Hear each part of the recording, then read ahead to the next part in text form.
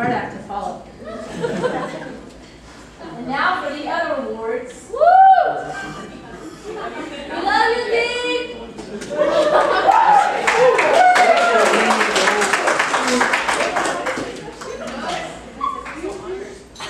These are the better awards, the ones that, you know, you don't have to, like, hide your head when you get one of these. Starting with the Best Dressed Award. For the non-varsity women, it's Rosie Carlson.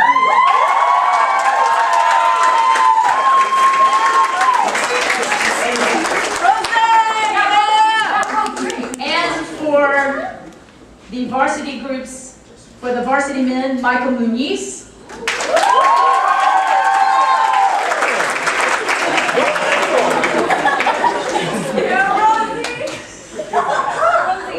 And for the varsity women, it's Madeline Stahl.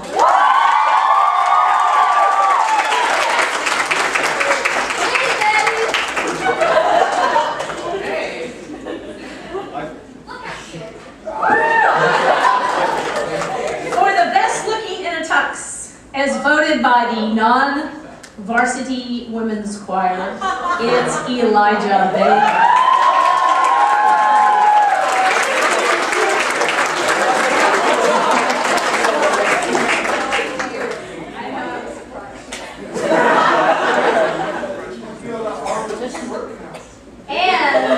As voted by the varsity women, best looking in a choir formal, Brianna Garza.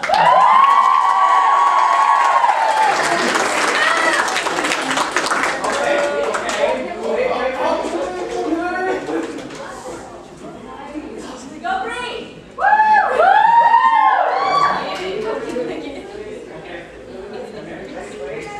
And as voted by the varsity men's group, the cutest in a formal dress, Brandon Burnett.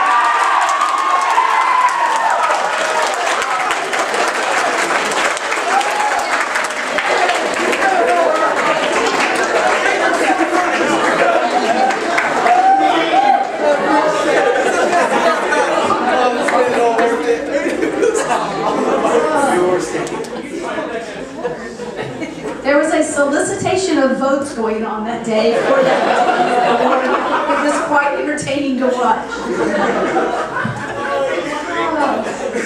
The most polite. Not me. This is not my name. This is very few of those guys were qualified after that. The most polite goes to Angel Ramos Sosa.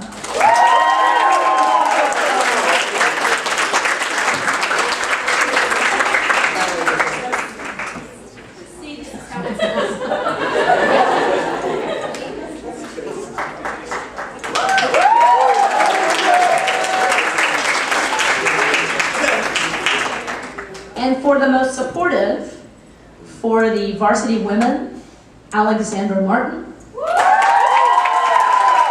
for the varsity men, Kevin Foster.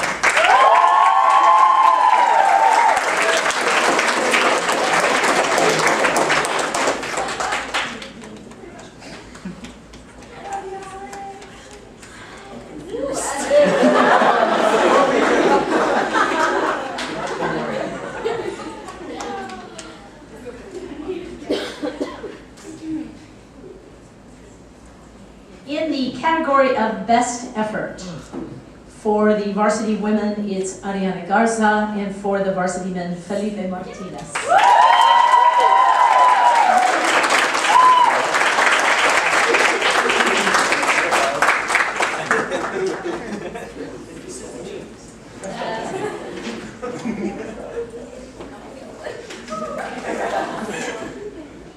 You know, we have a few extra rehearsals in those varsity groups, just a few.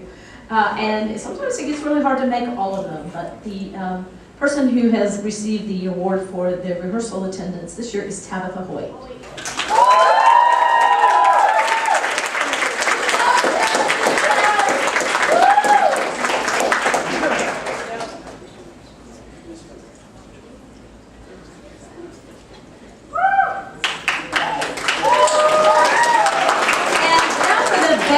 Posture.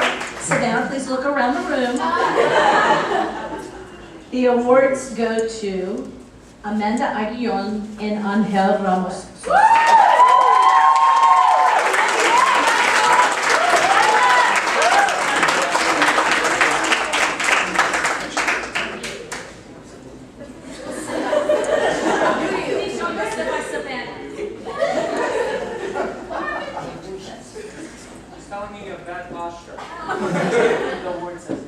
For best sense of humor in the non-varsity women, Isabel Ayala.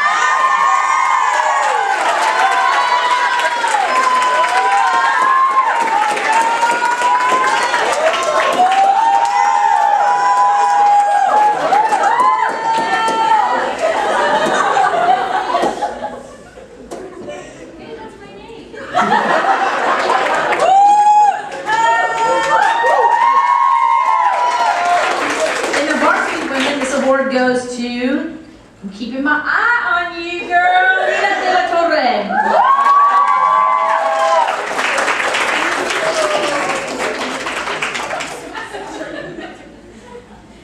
And in the men, this kind of scares me, it's Anthony Garcia.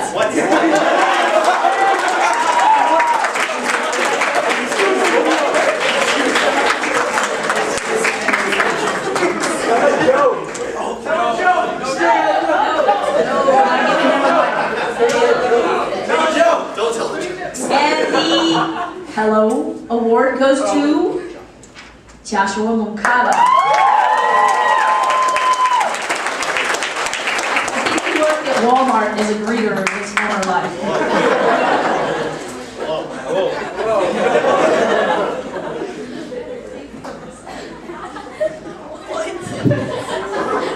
Joshua, do you have anything to say? Hi.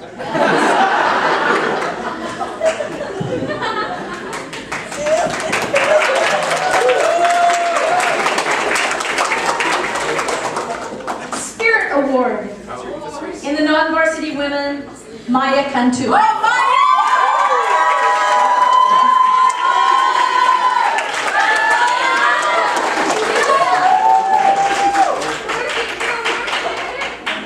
And in the tenor bass choir, it's Raul Perez.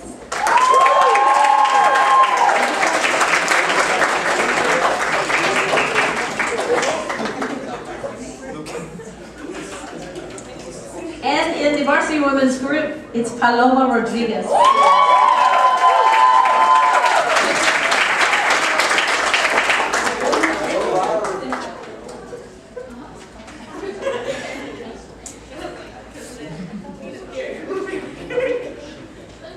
Sure, we have an award called the Sparky Award. And in the men's group, it's Anthony Garcia.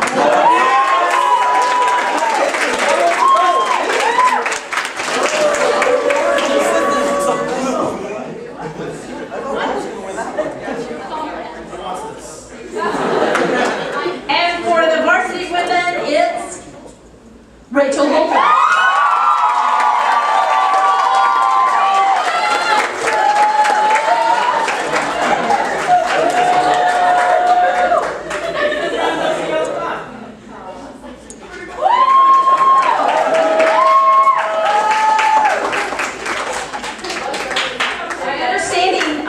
The day they voted on these, that she was going, "What's Sparky? What does this mean?" And they were like, "You." For the most improved sight reader award in the non-varsity women, we have a young lady who had never been in choir before, and she's come so far. I'm so very proud of her, Sheila Marufino.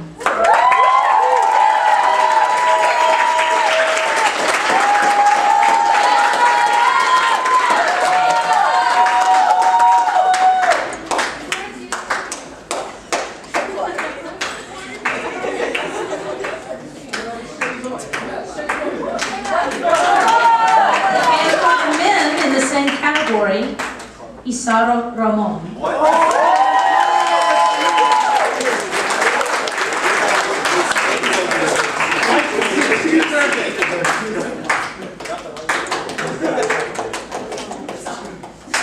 First, you have to read this.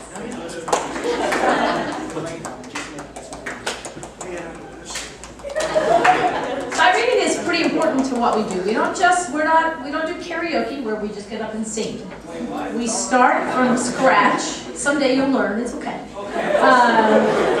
We start from scratch, and we tell, they figure out what key we're in, and here are the syllables, and go. So it's really, really important. It's the difference between me playing something and then them singing it, because that wouldn't work the way I play, would it? No. Not really. And them just being able to pick something up and to be musically literate, for them to be able to read their own part, which is an extraordinary task. So it's very important to our success. In the non-varsity women, the best mezzo-soprano sight reader, Clarissa Flores.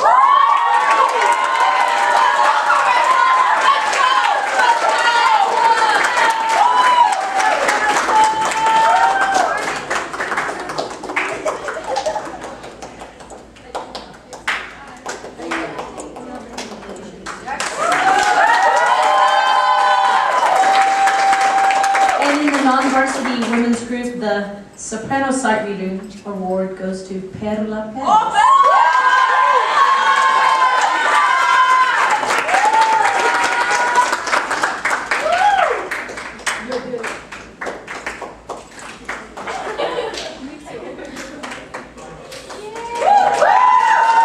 And in the alpha section in the non-varsity women, Jazil Morales.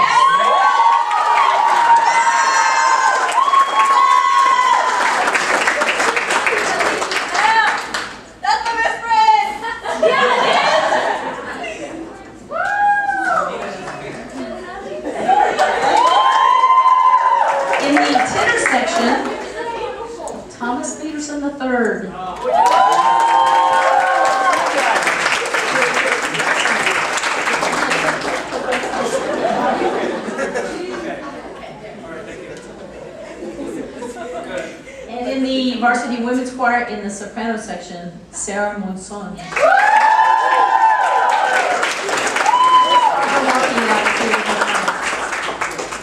Too bad. In the mezzo-soprano section, best sight reader goes to Elise Hall.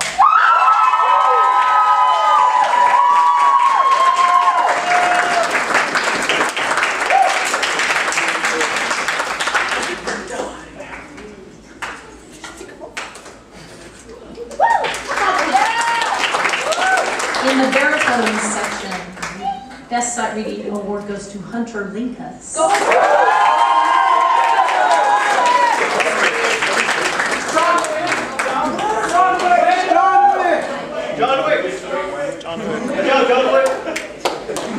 In the bass section, the best sight reading award goes to Elijah Bayless.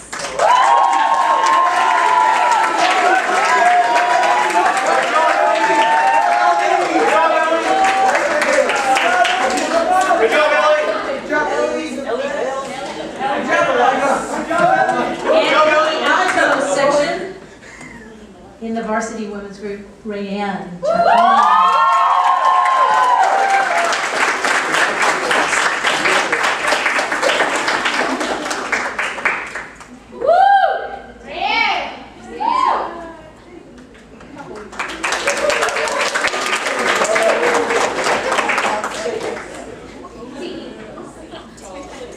We have one young man who really struggled at the beginning of the year and has just caught fire in the last 2 months or so. The Most Improved Singer Award goes to JC Senhor.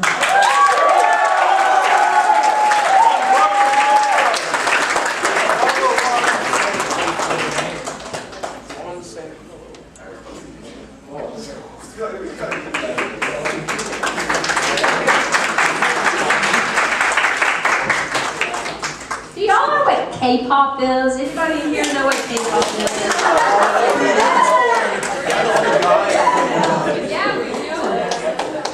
Well, we have a future K-pop star, and her name is Brianna Carter.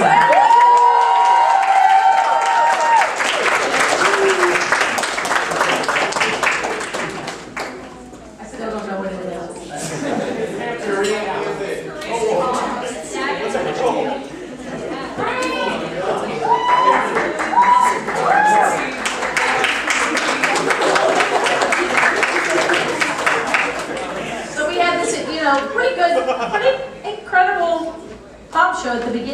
like the third week of school. You have to be a little insane to try it then, so I qualified. But we had an amazing set of soloists. For the best male pop solo, for When I'm 64, Joshua.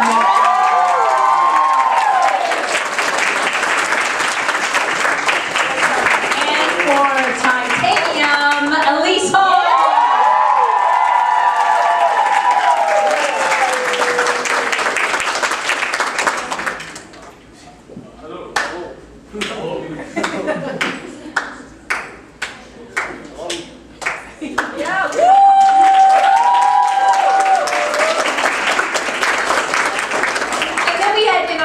All this cafeteria club stuff. There really is no such thing. All of those, no. But the best master of ceremonies, though, Brandon Tovar.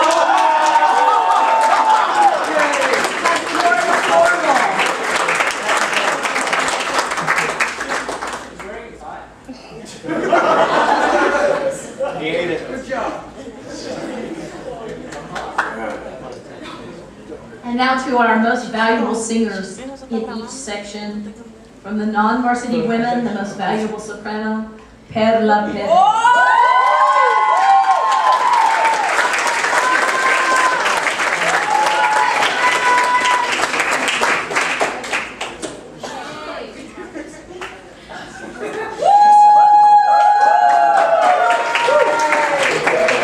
The most valuable mezzo-soprano from the non-varsity women, Clarissa Flores.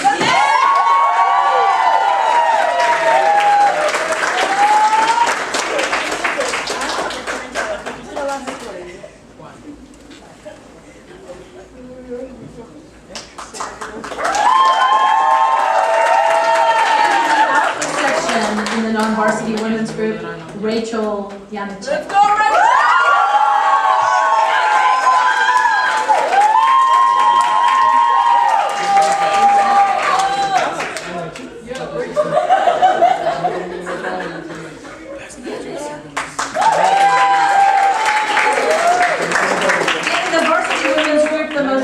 Soprano, Savannah Fox.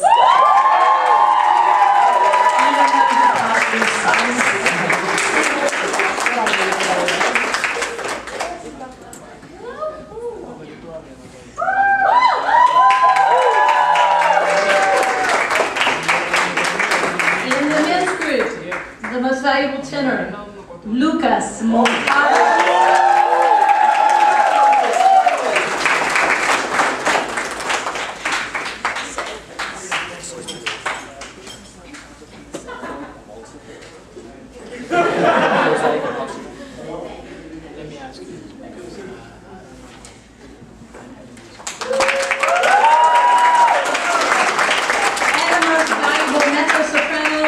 Rachel Holden.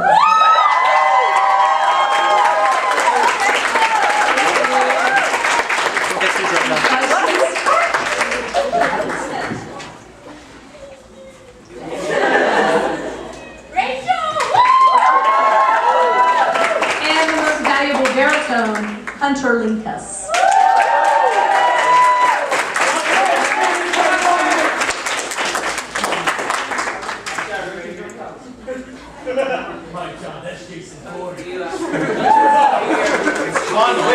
The most valuable singer in the bass section, Anthony Garcia.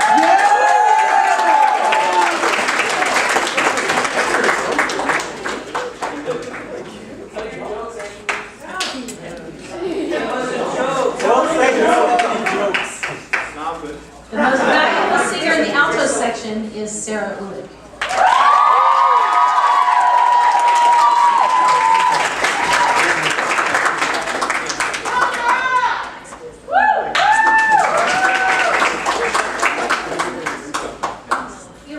Amazing talent that sometimes with some of these singers I can go, you know, I need to move you from this section to this section. Oh, today I need you to sing this, and they just jump and go, and that's an incredible talent.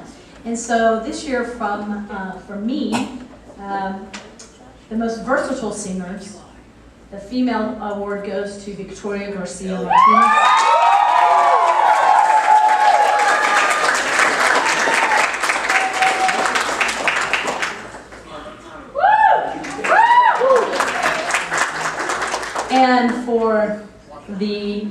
Choir, Elijah Vegas.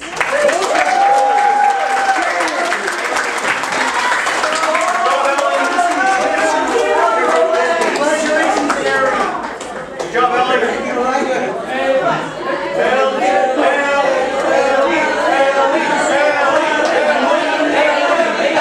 Moving on. In the most helpful category, from the Varsity Women's Choir, Alexandra Martin.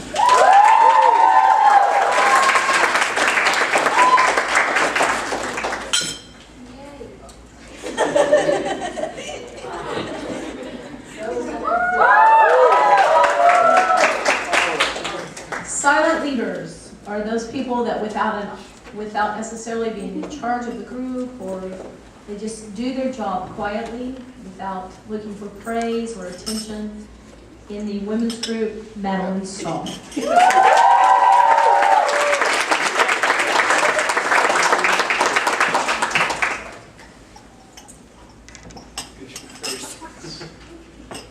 And for the men, Joshua Moncada.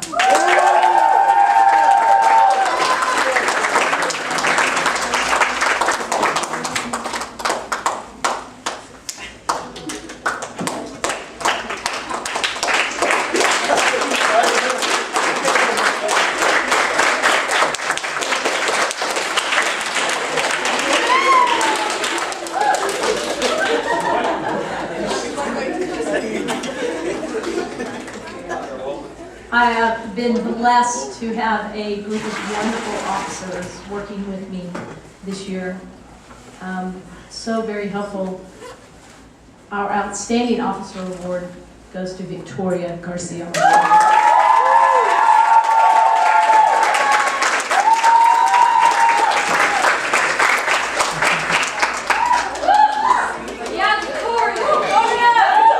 We've also had a group of incredible freshmen. So thrilled. The Outstanding Male Freshman goes to Alberto Becerra.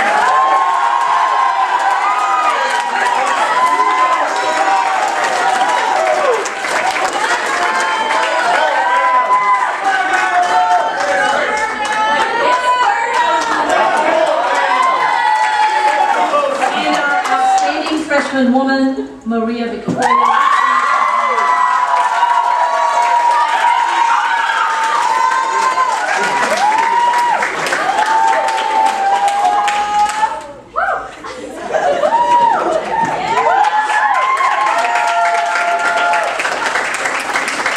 Outstanding Newcomer Awards for the women, Nina De La Torre.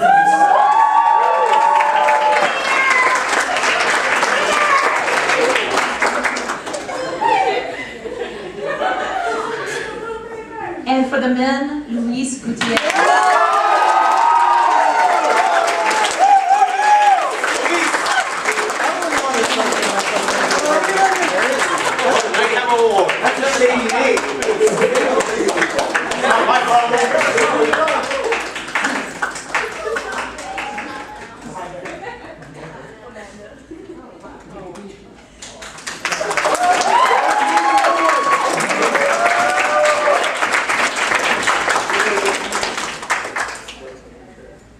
Our Outstanding Musician Award, Lucas Moncada.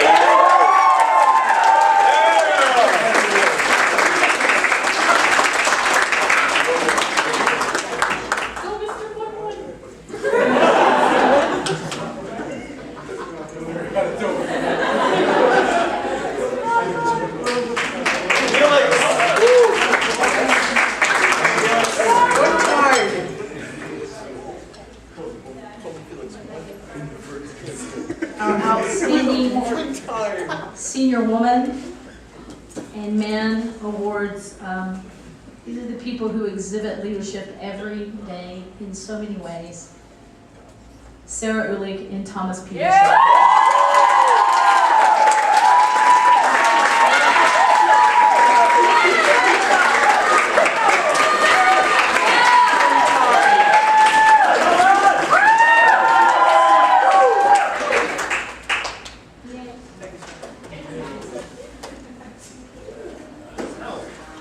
No, wait, no. I want it. I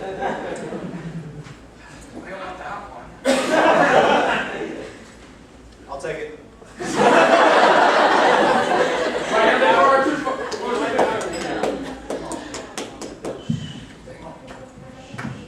Thank you really so much for taking time out of your Memorial Day to come and celebrate this fabulous year with the J Choir.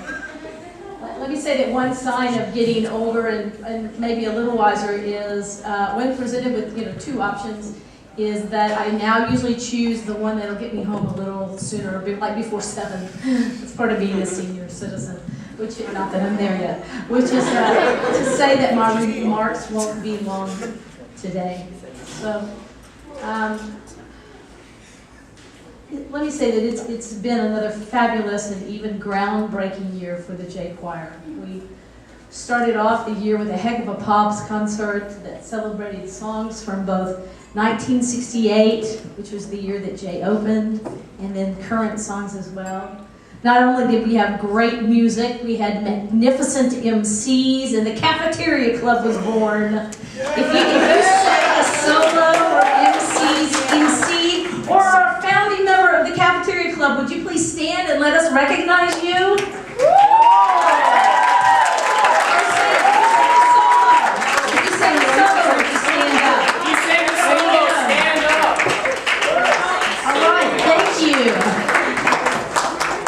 Then in October, we had almost 20 students audition for Region Choir, which is a record for the J Choir. Many of these students started learning music months in advance in order to compete. They practiced for hours, as many of you parents know, because some of you know the music almost as well as your kids did. You had to listen to it so much. If you auditioned for Region Choir this year, would you please stand up? If you auditioned.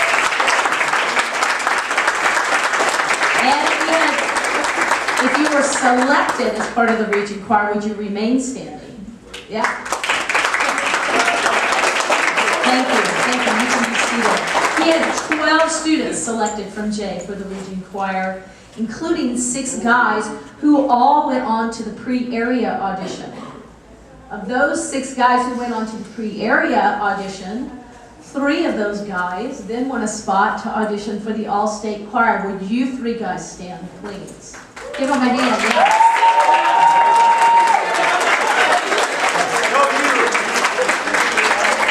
Thank you, gentlemen. Thank you.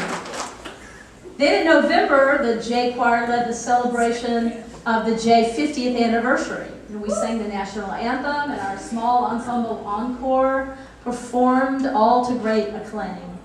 In December, we hosted a concert with Jones Middle School and 4 elementary school choirs. That was a lot of kids. Hosting an event for that with young students is kind of like being a fire hydrant. You know, there are moments when you know that they're going to need you for an emergency, but then you have to endure all the other indignities. So it was a great event, but it was something to pull off. And that was like 2 weeks after the J50th. And then 2 weeks after that, we had our own winter concert where the world was introduced to our fabulous non-varsity women's group who came out with a bang. Then in February, we surprisingly won the right to sing at the San Antonio Rodeo with the band I'm still not really sure how that happened. Some people thought we won that contest. I don't know that there was a contest. It just kind of dropped into our laps, and we'll take that. It was an awful lot of fun to get to do that. Then right after the rodeo, we started working really diligently on all of our contest music, and it paid off in a big way as all 4 of the J choirs received sweepstakes awards.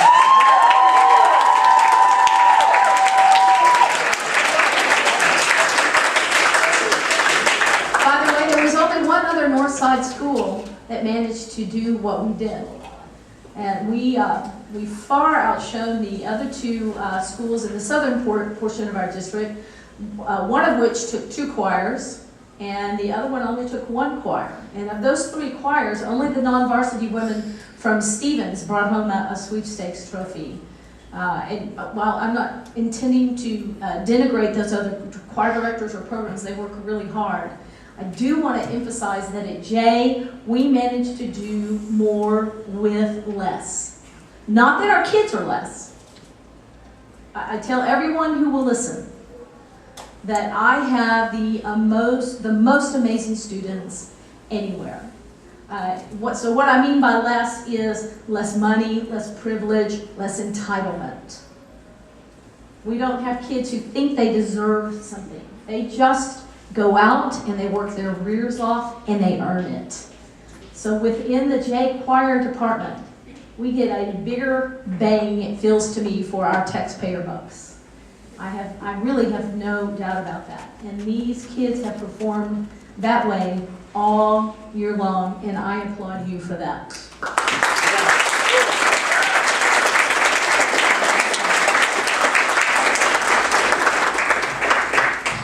So with that said, I want to speak for a moment about the importance of arts in music education.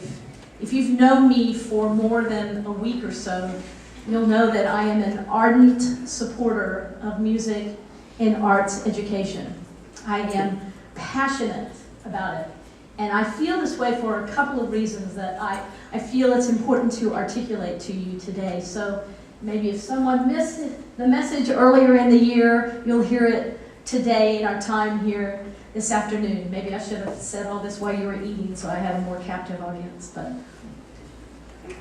in 1995, after teaching choir for several years, and being what I thought then was sufficiently successful, I left teaching to go to seminary.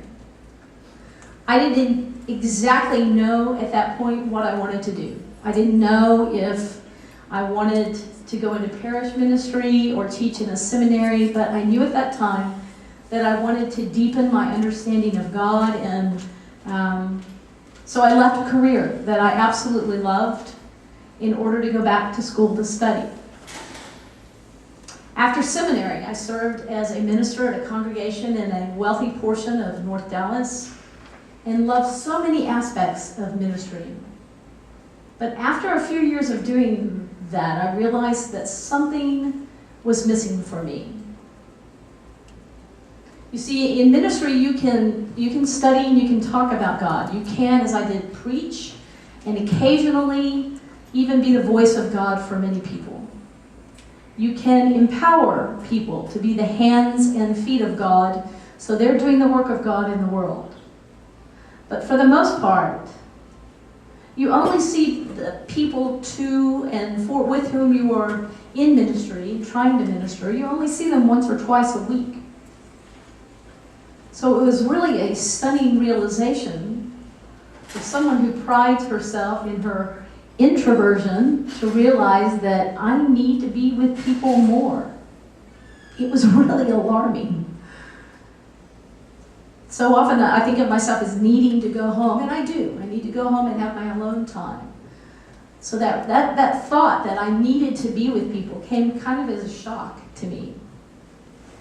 Not only did I find that I needed people, I still need people, I found that I need to be in the process of creating art and beauty, music, with people whom I love and adore, because I need that tenderizing, humanizing effect that music has on our souls. And that's the great secret and power of the arts. We all need to be tenderized, to be put in contact with the best of our humanity, which means that we need to be compassionate and empathetic creatures. The church and my religious study allowed me to intellectually understand the glorious nature of love, but my work as a choral director allows me to live that every day. Every day. Every single time we come together to rehearse, we enter into a holy covenant with each other. It's a promise to work our hardest to create the beautiful pieces of music. That it doesn't exactly start off that way. It doesn't. I mean, the first time we read through something, it's pretty shaky. It's not beautiful. We have to first read the rhythms, and then the pitches using solfege, and then we scrape and we polish by adding beautiful diction, phrasing, dynamics, articulation, and all those wonderful elements of music. But what emerges from that hard work is usually a master work of art. Art that touches and inspires because it speaks both to our audience and to us as singers about what it is to be human. In some ineffable way, which is to say that in ways that we cannot fully explain in words, in some ineffable way, that art gets into the crevices of our souls and changes us. It gives us the freedom to laugh and to cry together. It gives us hope and moves us to be better people for having that hope. It allows us to grieve in a healthy way, and it causes us to dance both internally and externally. It makes us happy. And one of the best parts is that we get to do all of those things together because it creates community. You can see that here today. The choral arts, in my opinion, is as much about forming wonderful relationships as it is about making music. It's about coming together to create something that we cannot create by ourselves. We can't do it. It's about being part of something that is bigger and better than any one of us. And for me, it's why ministry in the church was not right for me. Because in my ministry in the church, as I told you, I got to study and preach and talk about God, but when I'm teaching, I get to see the face of God every day and be in that love every day.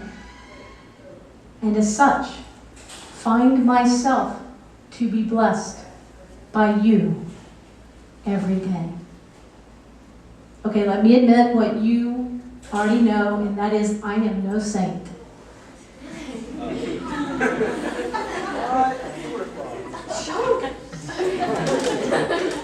There are days that, my passions overwhelm me and I might get a little loud. I'm loud anyway, I'm a singer, I can project.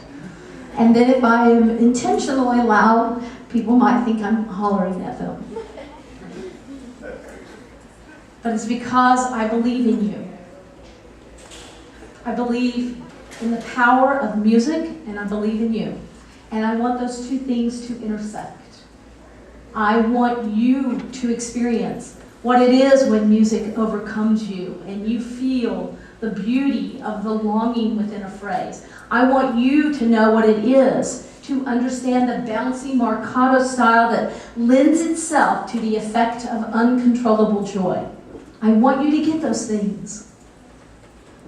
I love the study of the English language. I know that there's a place for the study of math and science, although I'm clueless about most of those two disciplines. I enjoy the study of foreign languages and history. I think they are vital in a global society. But for me, music education encompasses all of those things and more. In singing, we study great text and poetry. In using music, we use instantaneous mathematical calculations as we read and perform rhythm. We sing in multiple foreign languages, including everything from Latin to Spanish, French, and even Tamil. Saru, saru, saru. We have to have a basic understanding of human anatomy and physiology in order to breathe well and to perform well the act of singing. We often study the historical context of many of our songs, and all of those things are important. But that's not a reason to study music. The most important part of what we do is to educate our feelings. And you can't do that anywhere else except in the arts.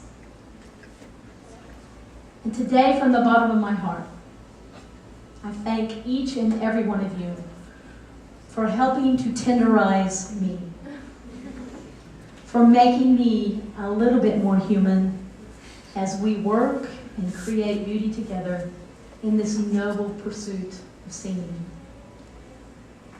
And I ask you, if you, as you go out, seniors, if you never sing again, which would grieve me very much, I would hope that you would be staunch advocates for the arts.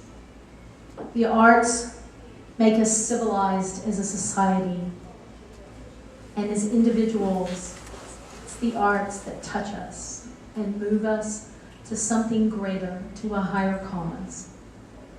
So I implore you to go there, to continue to go there, and to continue your love and your passion for the arts as I've watched you do for the last 4 years. My hats are off to all of you for such a wonderful year. Thank you for letting me be part of this journey. Thank you.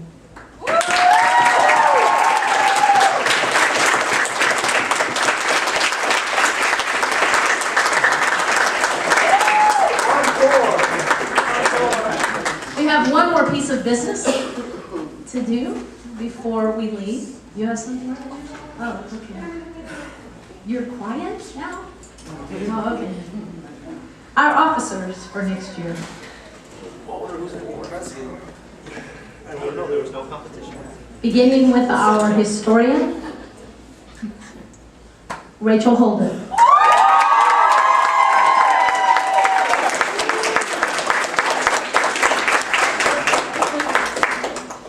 Our communications officer, Maria Victoria Watson.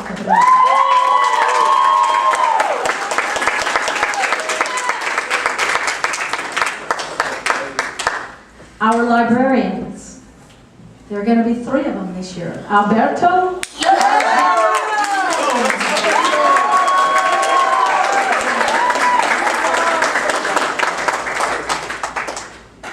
Our managers, Elise Hall and Brandon Turner.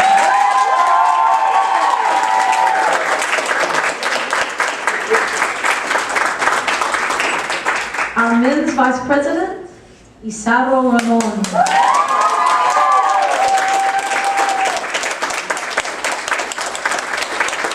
Our women's vice president, Paloma Rodriguez.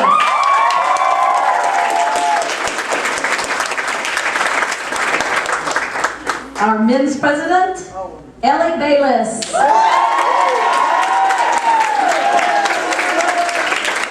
And our women's president, Victoria Garcia.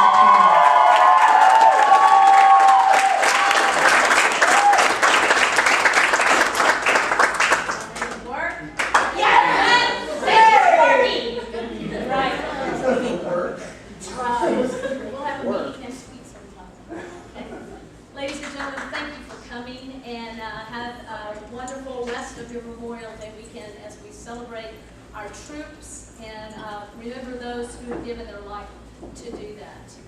I know that we have some members of the military with us. If you are serving or have served our country, would you please stand and allow us to thank you?